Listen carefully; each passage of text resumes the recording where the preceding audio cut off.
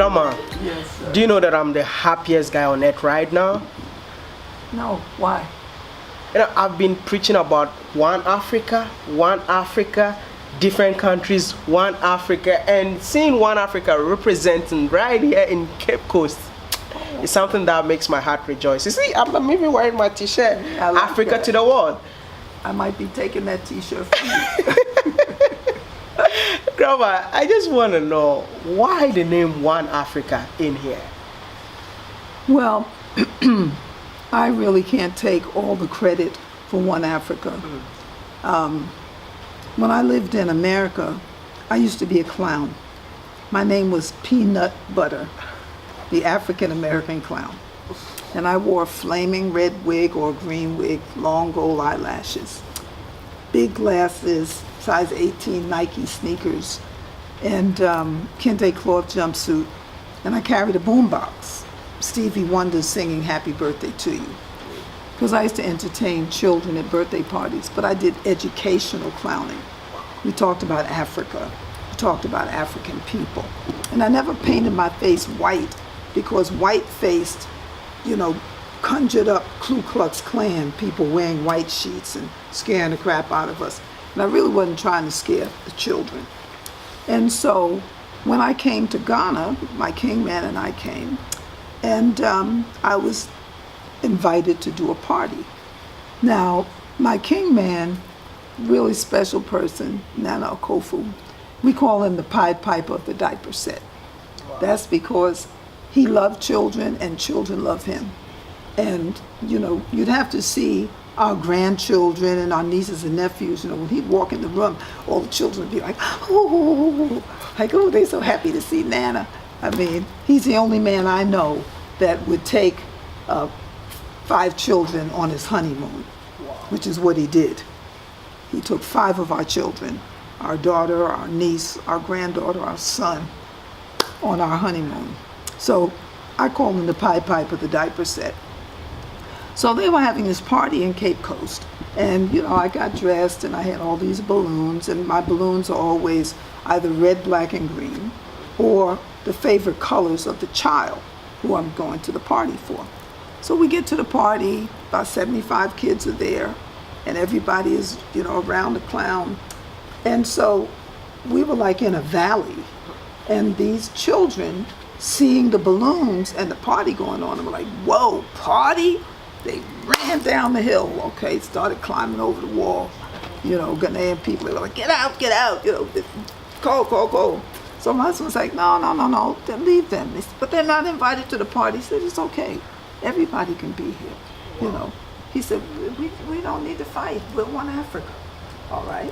So getting the children to calm down, this thing was like, you could sit on the wall, but you have to be cool. Because we're one Africa. He said, I'm one Africa.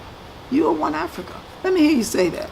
So one the kids Africa. Say one Africa. One Africa. Say it again. One Africa. Say it again. One Africa. Well, sure enough, the children started. One Africa. And they started rocking it. One Africa. One Africa. So we had a real thing going there. So when the party was over, and my husband kept reinforcing to them that we are one African people. I'm your brother, that's your sister. We're one Africa, and we have to treat each other like that. You understand? The kids said that they understood. So we went home, but we live in Elmina, and the party was in Cape Coast. So we go back to town a week later, and we run into some children, and they go, one Africa. So my husband laughed. He said, all right, got that. Every child that we saw said one Africa. And the parents, ask, well, what is this one Africa? And the children being able to explain to the parent that I'm one Africa. You are one Africa. That's one Africa. So one Africa stuck. So to show you how it really stuck, I took a group through Cape Coast. And everywhere I go, people say, one Africa, only one. So this lady said, why do they keep calling you One Africa? I said, because they think that's my name. She said, oh, please, like this. Like, she didn't believe that.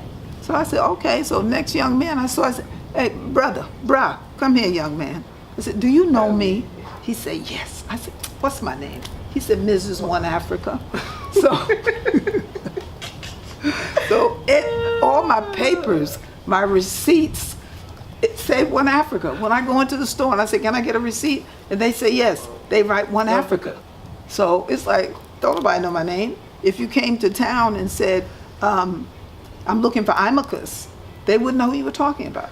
But if you said One Africa, from the airport to here, they'll find me. I've seen six Thatch houses in here. Right. Well, Tell us about it.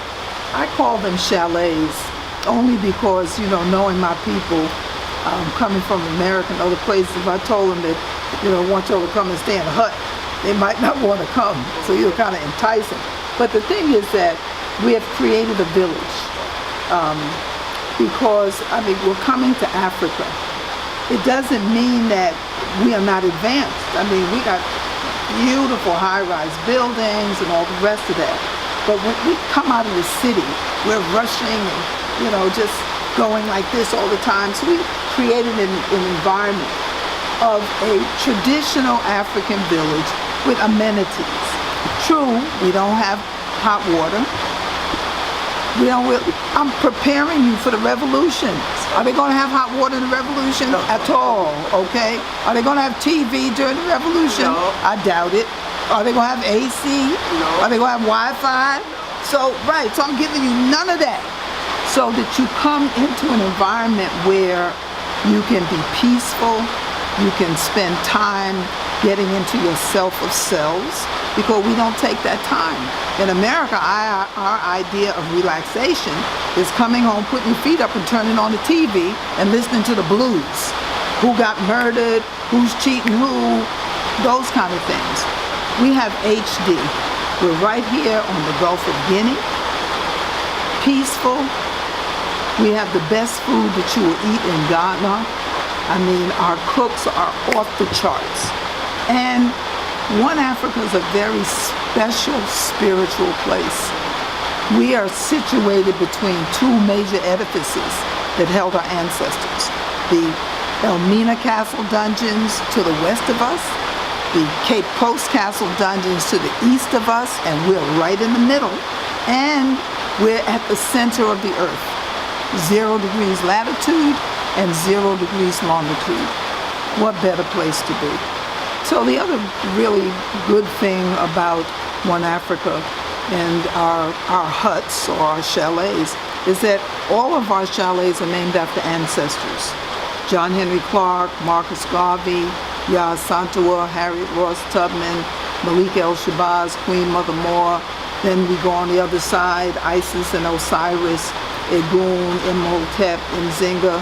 So it's a special spiritual place, and we honor those ancestors. So in each one of the chalets, it's almost like a museum in there, pictures of the characters with information about them so that you know who you spent the night with, okay? That's really amazing. But you know what? Where we are right now, it's a museum. Yes, it and is. Also, we are in One Africa. Yes. Why a museum in One Africa? Well, it just continues to tell the story of us as African people, Okay. not just from America, but from the continent. It's an opportunity for us to get to know one another. We have all kind of people that come here. People come from China, Japan, Germany, India, wherever. We introduce them to who we are, where we have been, and where we're going. And so we talk about, we have great African thinkers, men, great African thinkers, women. We talk about traditional rulers. We talk about African people's place in the scripture, religion. We pay tribute to Tuskegee Airmen, and we have several altars around in which we pay tribute to the ancestors. And there's a lot of stuff in here that some people have never ever seen, or they're like, oh, I didn't know that. Really? Okay. And I'll give you a quick example. For example, when we talk about being an American, I always say that I'm not an American citizen. I'm an amendment to the Constitution. because when the Constitution was written, it didn't include me. They amended the Constitution, number one. And if I'm really an American citizen, why is it that every 25 years, the Voters' Rights Bill gets reviewed to determine whether or not I will continue to be able to vote? That's real. And a lot of people that come in here don't know that, okay? We have a beautiful picture over here that was painted by a 14-year-old, a masterpiece. An African did that. And people are like, whoa, yeah. So it's here to share. It's not about putting down what anybody believes. You can believe what you want to believe. You want to be Catholic, Baptist, Buddhist, atheist, whatever. But let us first and foremost not forget who it is that we are as African people. One Africa, all the time. And one Africa, I've been seeing the African colors, I've been seeing the red, yellow, green, and also the Pan-African colors. Right. Why are you representing African colors in here? Because it's one Africa? Because it's one Africa, because I'm an African. I mean, I don't want a red, white, and blue flag in here. Exactly. I don't want the flag of the Confederacy in here. You know, I want to honor us as much as I can, for as long as I can, until, as Dr. Clark said, my clock stops ticking. Right now, my clock is moving kind of fast. You know, clock generally goes tick tock tick. My clock is going zip. So for as long as I have breath of life, I will continue to promote One Africa and encourage as many of our people as possible to come home to Africa. Come and see for yourself that Africa, all of Africa, is not a nightmare, but it is a dream. And I've written a book, excuse me. In fact, I have two books. One is called Returning Home Ain't Easy, but it sure is a blessing. The other one is called Ababio, He or She Who Was Away and Has Returned, which is an anthology, because we have to write our own history. If we don't write our own history, somebody else is going to come along and write what they think we did. We're writing what we actually did. Before I let it go, I want to know, do you think One Africa is going to happen anytime soon? In terms of like, we all in Africa right now. Yes. Do you believe that One Africa is going to happen anytime soon? I believe that we're moving, I know that we're moving in that direction. Taking a look at what it is that we've been through over all of these years, more and more I see us coming together. The mere fact that so many of us are coming from the diaspora, coming home. Ghana is the gateway to Africa. That doesn't mean that everybody's going to stay in Ghana, because you can go to the Gambia, you can go to Rwanda, you can go to Kenya. Yeah. There are a lot of places. Wow. But so we're here to say that, yeah, you should come home and explore and invest in Africa. If we invest in Air Jordans and all the rest of that, why not invest in Africa? Wow. So I say come home and do that and be a part of the future of Africa. Because I still believe that Africa is the future. If we come together as one, Africa will be great. Yes. Because even now the entire world depends on us. Of course. So we should be dependent on ourselves. But I'll tell you, like my brother said, my brother was an elder Rastaman. We called him Bongo Shorty. And Bongo Shorty always told us, when you said, I believe, he said, no, belief is a doubt. I know that Africa will become one. In Swahili we say pamoja milele. Say it again. Pamoja milele. Milele. Thank you so much, Grandma. Thank you, baby. Oh, no. I'll tell you, I'll touch your hand. No, okay. Wow. Boom. Peace. My heart. Wow.